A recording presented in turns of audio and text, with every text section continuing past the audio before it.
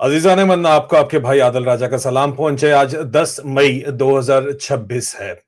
दुनिया की super power America ने पाकिस्तान को जो है वो किस नजर से देखा? क्या एक दोस्त की नजर से देखा, एक स्ट्रैटेजिक पार्टनर की नजर से देखा, या सिर्फ एक इस्तेमाल होने वाली चीज की नजर से देखा? आपको पता है क्या चीज इस्तेमाल की जाती है? और सबसे ज्यादा जलील होने वाली बात क्या है कि ये अल्फाज किसी पाकिस्तानी जर्नलिस्ट ने नहीं, किसी इंडियन एनालिस्ट ने नहीं, बल्कि वॉशिंगटन के senior American analyst Michael Rubin ने बोले हैं। कितनी बड़ी बेइज्जती की बात है। पाकिस्तान के ऊपर काबिज जो माफिया है, ट्रंप की गोदी में बैठ के फेवरेट फील्ड मार्शल की कहानियां करते हैं ये लोग, इसको इतने ज्यादा प्रमोट करते हैं। उसके बारे में पाकिस्तान को उन्होंने कहा, माइकल रूबल ने, कि पाकिस्तान को एक ऐसी रियासत करार दिया जो अमेरिका के लिए सिर्फ इस्तेमाल करके फेंक देने वाली चीज है और एक सिर्फ टूल है, औजार है, और आसिम मुनीर इस खेल का दलाल है। ये उन्होंने बात की यार। मुझे समझ नहीं आती कि आप माइकल रूबन को, आप उन्होंने जो अल्फाज इस्तेमाल किया आपके सामने है, कुछ करने जोगे भी नहीं है। उन्होंने कहा जी वाशिंगटन के जो नक्ता नजर से पाकिस्तान जो है वो एक ऐसी औरत है जिससे शादी नहीं की जा सकती, बल्कि वो एक ऐसी फाहिशा है, तवाइफ है, रंडी है, जिसका इस्तेमाल करके उसको फिर फेंक दिया जाता है। और आसिम मुनीर जो है वो उस फाहिशा का या तवाइफ का या रंडी का दलाल है। ये उनके अल्फाज हैं, मैं नहीं बोल रहा, अंग्रेजी में उन्होंने यही लिखा हुआ आपको नजर आ रहा है, ठीक है। उन्होंने कहा है कि ट्रंप की जो टर्म है वो खत्म होने की तरफ अब शुरू हो गई है, और जो भी अगला सदर आएगा, चाहे वो रिपब्लिकन हो या डेमोक्रेट हो, वो सबसे ज्यादा चांस ये है कि पाकिस्तान के इशू के ऊपर ये वाजे है अमेरिका के अंदर कि पाकिस्तान पे एतबार नहीं किया जा सकता। और ना ही ट्रंप कोई भी वादा इस वक्त कर रहा है जो आसिम मुनीर से, उसको पूरा करने के लिए किसी तौर भी जो है कोई भी सदर राजी होगा, या सदर क्या, अमेरिकी establishment does not feel obligated कि वो ये तमाम की तमाम जो है इसको पूरा करे, किसी भी कमिटमेंट को जो सदर ट्रंप ने की। और इसके ऊपर उन्होंने आर्टिकल लिखा कि Pakistan think it's playing Trump, the opposite may be true. Trump को ये फुद्दू नहीं लगा रहे, ट्रंप इनको फुद्दू लगा रहा है। ये यहां पे जो है वो तस्वीर आपके सामने है, और ये आर्टिकल माइकल रूबन का आपके सामने है। अज़ीज़ान, ये सिर्फ एक आर्टिकल नहीं है, प्लीज ये समझ लीजिएगा।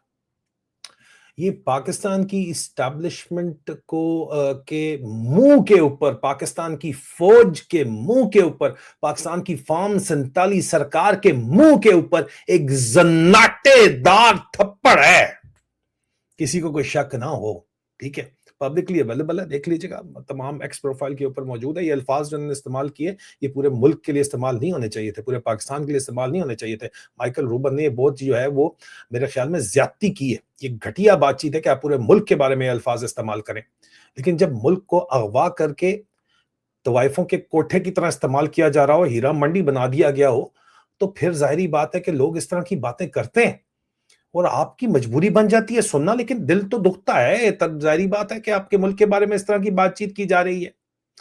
माइकल रूबन ने अपने आर्टिकल में ये कहता है कि पाकिस्तान की जो फौजी स्टैब्लिशमेंट, मिलिट्री स्टैब्लिशमेंट है, वो समझ रही है कि वो डोनाल्ड ट्रंप के साथ गेम कर रही है, मैनिपुलेट कर रही है, उसको फुद्दू फिक्स कर रही है।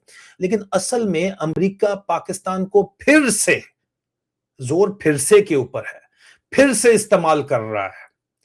माइकल रूबन कहता है कि जो अमेरिका को अफगानिस्तान में काम होता है, जब भी अमेरिका को अफगानिस्तान को प्रेशर डालना होता है, जब भी इंडिया को प्रेशर के अंदर डालना होता है, जब भी रीजन में उनको एक अपना दलाल चाहिए होता है या मीडिएटर, जिसको ये पीस मेकर बोल रहे हैं, वो चाहिए होता है, तब वॉशिंगटन इस्लामाबाद को गले लगाता है। लेकिन जैसे ही काम खत्म हो जाता है, रात गई बात गई, जैसे काम खत्म हो जाता है, अमेरिका पाकिस्तान को टिश्यू पेपर की तरह इस्तेमाल करके फेंक देता है। और तारीख इस बात की गवाह है। ये मैं नहीं कह रहा, ये आर्टिकल में माइकल रूबन साहब जो पॉलिसी एडवाइजर हैं, गोरी चमड़ी को तो वैसे भी बाप समझा जाता है पाकिस्तान के अंदर भी, हिंदुस्तान के अंदर भी, लेकिन हिंदुस्तान वाले फिर भी जो है वो कॉलोनियल माइंडसेट से आगे निकल गए हैं, लेकिन यहां पे तो समझा जाता है। तो ये वो फरमा रहे हैं, जिस तरह के अल्फाज वो लिख रहे हैं वो भी आपके सामने है, आर्टिकल भी यहां पे मौजूद है।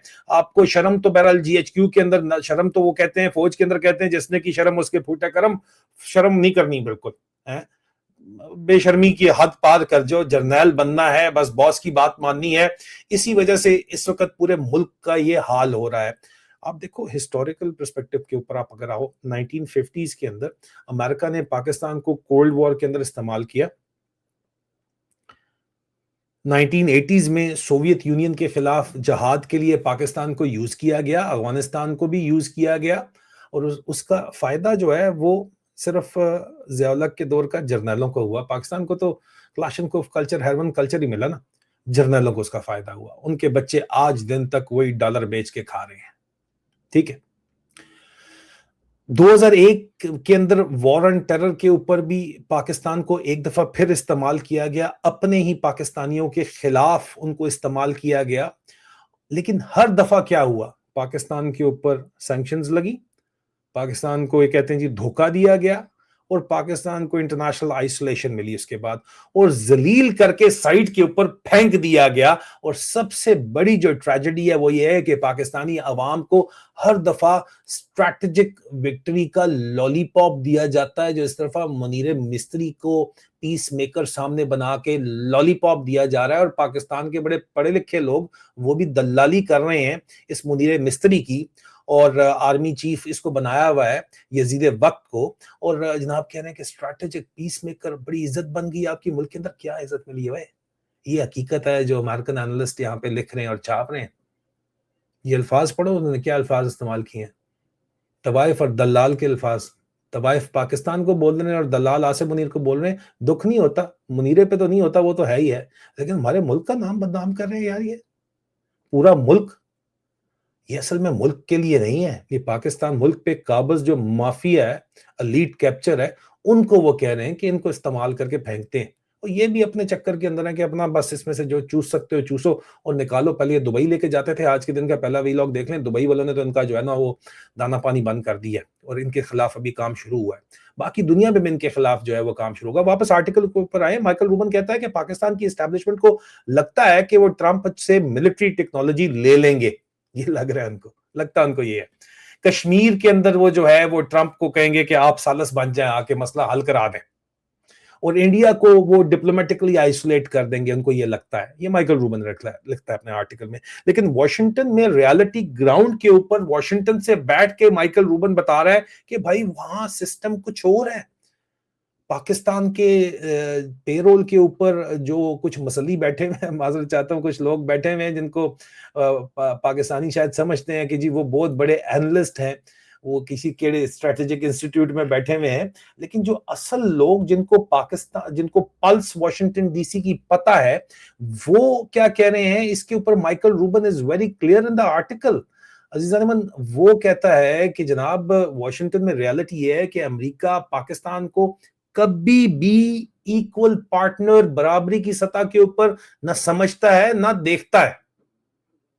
अमेरिका पाकिस्तान को इस्तेमाल कर रहा है, और अमेरिका के लिए इंडिया जो है वो, उन्होंने अल्फाज इस्तेमाल किए टाइगर है, और पाकिस्तान रूबन के अल्फाज में कॉकरोच है, जो डिमांड कर रहा है कि उसको टाइगर की तरह ट्रीट किया जाए। यार इतनी बेइज्जती हमारे मुल्क की, और ये माइकल रूबन ऐसे तो बात कर नहीं सकता। इतने ये मामे है ना जीएचक्यू वाले, तो जाए ना उसके ऊपर डेफेमेशन सूट करें।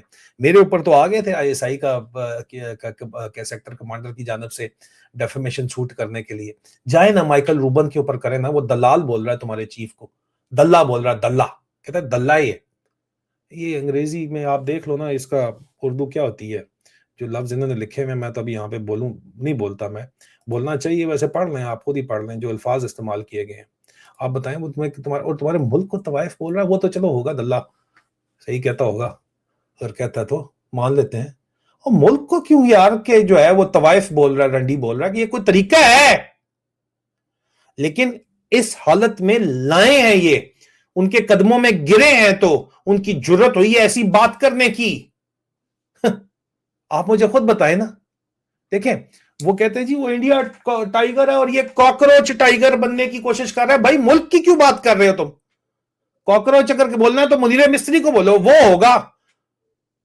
मोदी और आसम मुनीर का मोदी और मुनीर का मुकाबला कर लो यार, मुल्क की क्यों बात करते हो? लेकिन आपके मुल्क के ऊपर जो लोग काबिज हैं उन्होंने मुल्क की हालत कर दी है ना, फौज की हालत भी कर दी है। डाल रही फौज पाकिस्तान के अपने लोग बोलते हैं तो बाहर वाले क्या बोलेंगे? सोचिए, ये वो इमेज है जो पाकिस्तानी इस्टेब्लिशमेंट ने दुनिया में पाकिस्तान का बनाया है। ये असल इमेज है। ना डेमोक्रेसी है पाकिस्तान में, कोई जमहूरियत नहीं है, ना पाकिस्तान में कोई माशी तरक्की हो रही है, इकोनॉमिक ग्रोथ हो रही है। असी मर के हक कर लिया, मशूके आजम जड़ी है उत्थे वो हीरा मंडी 2.0 जनाब पटाखे फाड़ रहे हैं और बता रहे हैं असी मर का हक बनियान महसूस कर लिया। हकीकत यहां पे ये जो नजर आ रही है, कोई भी साइंटिफिक लीडरशिप आपकी नहीं है जिसके ऊपर फख्र किया जा सके। सिर्फ प्रॉक्सी वॉरफेयर आप लोग कर रहे हैं। उसके ऊपर भी मैं स्टोरी लेके आ रहा हूँ। टीटीपी ये बताते हैं ना अफगानिस्तान से चलाई जा रही है। मैं आपको बांग्लादेश के लिंक खोल के बताता हूँ। पाकिस्तान के अंदर बैठे हुए हैं, बांग्लादेश से में क्या सिस्टम चल रहा है यहाँ पे, जो इनके साथ क्या लिंक है, जिसके ऊपर डीजीआईएसआई कहता है कि हमने बांग्लादेश में रजीम चेंज करवाई है चाइना के साथ मिलकर। मैं बताता हूँ आपको, प्रॉक्सी वॉर ये सिर्फ कर रहे हैं यहाँ पे। आईएस के जो अमेरिका की पॉलिसी आई है उसके मुताबिक भी पाकिस्तान के अंदर उसकी लीडरशिप मौजूद है। प्रॉक्सी वॉर, जमात दावा, लश्कर तैयबा, प्रॉक्सी वॉर करा लो, इसके ऊपर दहशतगर्दी के इल्जाम लगवा लो अपने ऊपर, डबल गेमें करवा लो, ठीक है, टोटल डबल गेमें। और रेंटेड जियो पॉलिटिक्स, ये किराए के फौजियां, डॉलर के फौजी का जो कॉन्सेप्ट है इन्होंने तो बनाया है। सबसे ज्यादा दुख की बात क्या है? सबसे ज्यादा दुख की बात यह है कि ये जो जलालत हो रही है, हमें जलील मुल्क को किया जा रहा है, ये सिर्फ जर्नल्स की वजह से नहीं हो रही। इसका इनके साथ जो डाकू डफर अलायंस है पूरा उसकी वजह से हो रही है। लेकिन कंट्रोल तो जर्नल्स के पास है। लेकिन सबसे बड़ी जो तकलीफ दे बात है वो ये है कि इसका बोझ 25 करोड़ पाकिस्तानी उठा रहे हैं यार। पूरे पाकिस्तान को बदनाम कर रहे हैं वो। पासपोर्ट पर इंसल्ट हो रही है तो वो हमारी होती है, पाकिस्तानियों की होती है। वीजा रिजेक्शन होती है तो वो हमारी होती है, पाकिस्तानियों की होती है। इकोनॉमिक कोलैप्स अगर होता है तो वो हमारा होता है। लेकिन एलीट जो कब्जा करके बैठी हुई है उनको क्या परवाह है भाई? जनरल्स और उनके साथ जो एलीट है उनके बच्चे लंदन और अमेरिका के अंदर लग्जरी लाइफ जीते हैं, कोई किसी किस्म की कोई परवाह नहीं है। अजीज़-ए-रहमान, माइकल रूबन का आर्टिकल असल में तो एक, अगर इसको ज़ाहिर बात है मुख्तलिफ लोग मुख्तलिफ चीज़ें कहेंगे, वो कह रहे हैं कि आपको ये नहीं करना चाहिए था, बड़ी बदतमीजी की आपने, लेकिन मुख्तलिफ लोग इसको मुख्तलिफ चीज़ों नज़रिए से देखेंगे। लेकिन असल में तो एक वार्निंग है ये। अमेरिका किसी का दोस्त नहीं है। कहते हैं अमेरिका की दुश्मनी बड़ी भारी होती है लेकिन दोस्ती तो उससे भी ज्यादा खतरनाक है। तो वो खुद अमेरिकी कह रहे हैं कि मतलब वाज़ेह तौर के ऊपर जो वार्निंग है वो ये है कि अमेरिका किसी का दोस्त नहीं है। और जो मिलिट्री स्टैब्लिशमेंट, जो फौजी स्टैब्लिशमेंट अपनी कौम की इज्जत को बैरूनी ताकतों के आगे जो है वो नीलाम करिए, गिरवी रख के उसका रख के काम करती है जिस तरह किया जा रहा है, वो हमेशा उसका अंजाम हमेशा जलील होता है। और ये तारीख ने हमें बताया है। और ये सब किसने किया है? ये उसी फौजी स्टैब्लिशमेंट ने, उन्हीं जर्नलों ने और उसी स्टैब्लिशमेंट ने, उनके साथ जो यूजुअल सस्पेक्ट्स हैं, नवाज शरीफ के खानदान और उसकी बकाया पार्टी जो हर फेलियर के बाद खुद को सेवियर बोलती है, हर दफा हारने के बाद पाक फौज जिंदाबाद, वो स्टेडियम के अंदर आके ड्रामे कर रहे हैं यार। इनको मस्खरे बना दिया इन फौजियों को। ग्राउंड के ऊपर सिक्योरिटी की क्या सिचुएशन है वो आपने कल रात को देख ही लिया है, जो कि बन्नू के अंदर हुआ अटैक। पाकिस्तान को अब फैसला करना होगा कि क्या हम हमेशा दूसरों की जो है वो जंगों में किराए के फौजी के तौर के ऊपर इस्तेमाल होंगे जो कि इस वक्त हो रहे हैं, या फिर एक सेल्फ रिस्पेक्टिंग डेमोक्रेटिक स्टेट बनेंगे यार। जमहूरियत पसंद जो इमरान खान बनाना चाहता है, जिसको इसलिए जेल में के अंदर बंद कर दिया, जहां पे क्योंकि फैसले सारे जीएचक्यू के अंदर होते हैं। पार्लियामेंट में अगर हो तो ये जो डफर्स है इनको भी तकरीर करनी पड़ जाए और ये भी फिर इराक फौज भेजने पे इनकार कर देते हैं। फैसले अगर पार्लियामेंट में हो तो अवाम करती है फैसले, और अगर आप समझते हैं कि एस्टैब्लिशमेंट ने पाकिस्तान को इंटरनेशनल बेइज्जती करवाई है, तो इस वीडियो को जरूर शेयर कीजिएगा प्लीज, और आवाज उठाइए और सच को दबने मत दे, खुदा का वास्ता है। बहुत जल्द दोबारा मुलाकात होती है, अपना ख्याल रखिए, खुदा हाफिज।